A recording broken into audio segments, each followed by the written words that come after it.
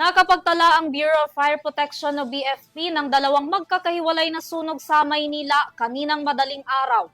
Ang naturang sunog, kinakailangang respondehan ng Task Force Alpha at Task Force Charlie. Alamin ang report mula kay Ella Corazon. Dalawang magkahiwalay na sunog ang sumiklab sa Maynila kaninang madaling araw. Parehong itinaas sa pinakamataas na alarma ang insidente ng Bureau of Fire Protection o BFP. Dahil sa tindi ng sunog, kinailangan ng itaas ito sa Task Force Alpha at Task Force Charlie.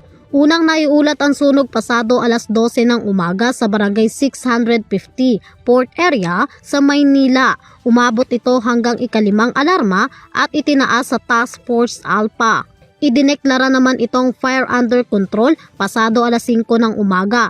5 oras magmula ng sumiklab ang nasabing sunog. Umabot naman sa 200 na kabahayan ang naapektuhan ng sunog. Sinundan pa ito ng isa pang sunog din sa Moriones Street, Road 10, Barangay 123 sa Tondo, Maynila pasado alauna ng umaga.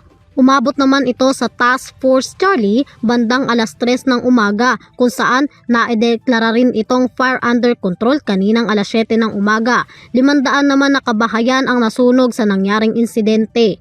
Sa ngayon, nakapagtala na ang Manila Disaster Risk Reduction and Management Office o MDRRMO ng ilang mga residenteng nasaktan sa nasabing sunog. Agara namang nilapatan ng paunang lunas ang mga nagtamo ng sunog. Kabilang dito ang isang 79 na taong gulang na babae na nagtamo ng paso sa kanang paa.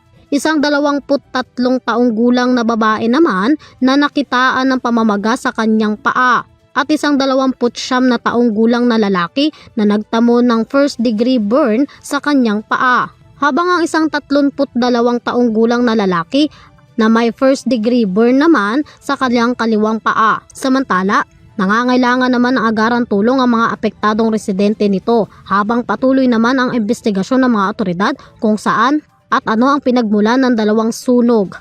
Para sa EuroTV News, Graciela Corazon sumasaludo sa bawat Pilipino.